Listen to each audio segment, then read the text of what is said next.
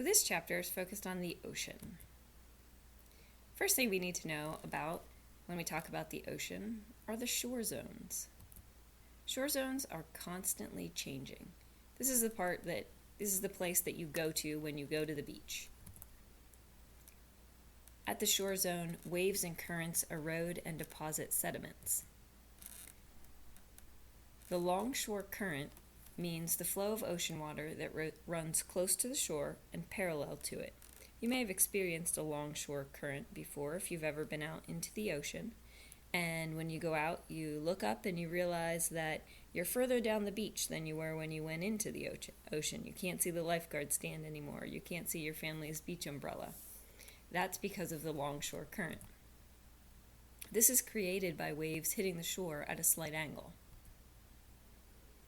There are two types of shore zones. Steep shore zones, like the picture in the background, has little if any beach area. It's made primarily of cliffs and large rocks. Flat shore zones, like this picture, are broad and flat and sandy. These are beaches that can be made of many different types of materials, such as sand, small stones, shells, or coral skeletons. Most beach sediment is actually carried there by rivers, not from ocean waves. Next, we need to talk about ocean topography. What is topography? Topography is the description of the physical features of a region. It especially looks at things like the elevations of an area. So when we talk about topography, we're basically discussing what the bottom of the ocean looks like. If you look in your book on page 81, you'll see there's a diagram of mountains, canyons, and plains that are all very similar to those on land, but all are larger. The first feature we need to discuss is the continental shelf. This is the flat part nearest the shore, and it's labeled right here on this diagram. The continental shelf varies in size and is included in most countries' borders. So, if you're on a ship and you're out in the ocean and you're floating above the continental shelf, you're actually part of whatever country you're next to. The continental slope is the next term. This is the boundary between the continent and the ocean crust. And in our diagram, it is labeled right here. It's a very steep slope, and you may have heard of it if you've ever seen the movie Finding Nemo, where Marlin says, "The drop-off! They're going to the drop-off! What are you, insane? Why don't we fry them up now and serve them with chips?" So when Marlin was speaking there, he was talking about sending Nemo to the continental slope. Another ocean floor term that you should know is the submarine canyon. The submarine canyon's not pictured on our diagram, but it would be found along the continental shelf running perpendicular to it, the way the arrow is pointing now. It's a deep canyon that's cut into the continental slope, rise, and part of the seafloor, and it's formed by erosion where river currents run into the ocean. The next term is the abyssal plain. The abyssal plain is found here. It's a large flat area on the ocean floor. They're mostly found in the Atlantic and Indian Ocean. And you'll find a lot of river deposits, river sediment deposits there as well. Two more terms you should know are seamounts and guyots. A seamount, pictured here, is a volcanic mountain greater than 1,000 meters above the seafloor. They're mostly found in the Pacific Ocean, and they form islands above sea level. Guyots are very similar, but they've been worn flat on the top by wave erosion. Next, we need to learn about trenches. Trenches are very deep regions found along subduction zones. They're mostly in the Pacific Ocean, with the largest one being the Mariana Trench off the coast of Japan, which is 7 miles deep. Only recently has someone explored the Mariana Trench. James Cameron, you might know him as the director of the movie Titanic, was the first person to explore the bottom of the Mariana Trench in 2012. Let's take a look at a very short video diary of his journey.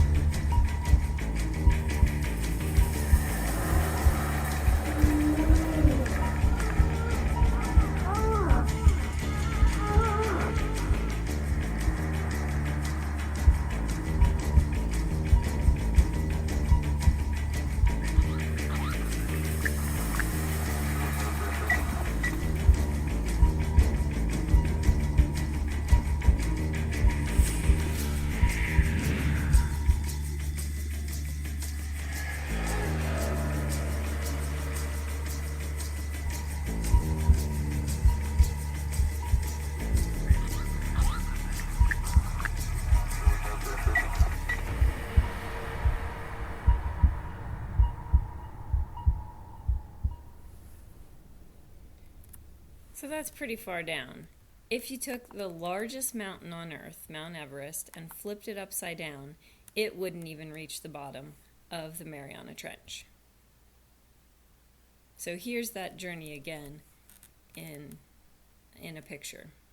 At 1,000 meters below the surface, there's complete darkness. There's no more sunlight.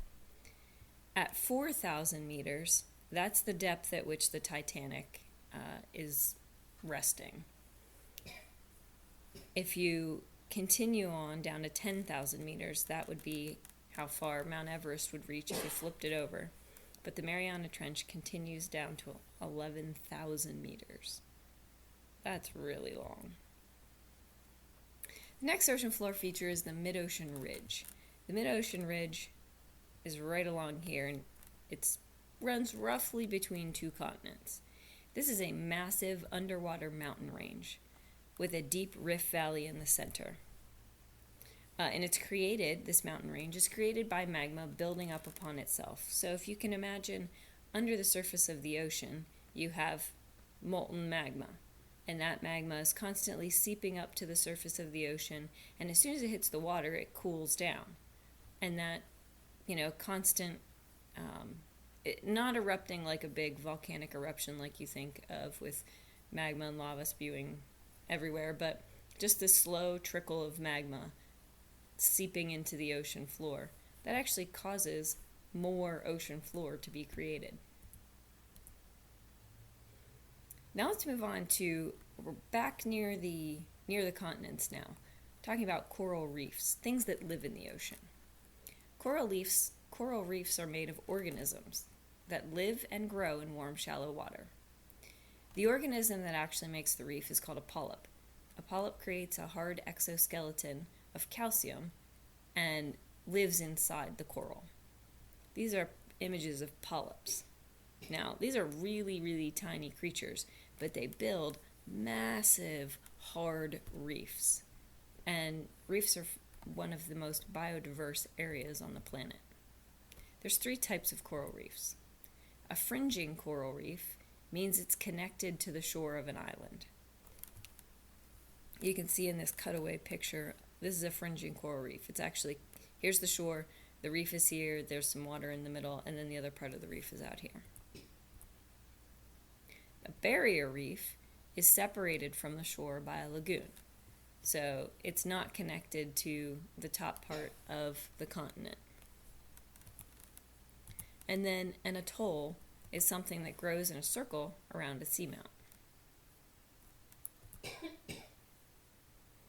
Ocean environments. There are some abiotic factors that control the living organisms found in each layer of the ocean. Temperature, and you can get more details on this if you take a look on page 79. Temperature, the surface layer is obviously the warmest temperature of the ocean. And then the next layer underneath that is called the thermocline. The thermocline rapidly decreases in temperature. And then underneath that is deep water, which is cold all the time. Salinity is another abiotic factor. Salinity means the amount of salt that's dissolved in the ocean water, which makes ocean water less dense than fresh water. Dissolved gases also play a part in what's able to live in the ocean. Dissolved gases such as oxygen. Oxygen allows plants and animals to survive and is produced by photosynthesis and used during cellular respiration.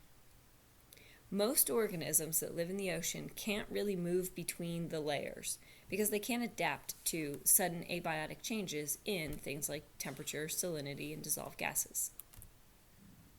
Let's learn about some of the zones of the ocean and what lives there.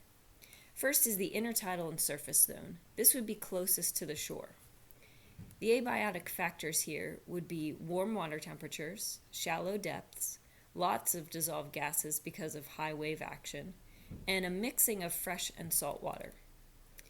This controls the fact that there are tons of different life forms, like kelp forests, like you see pictured here, or coral reefs,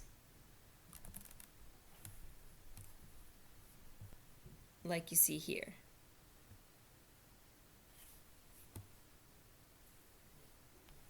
Lots and lots of living, diverse species of creatures live at the coral reefs.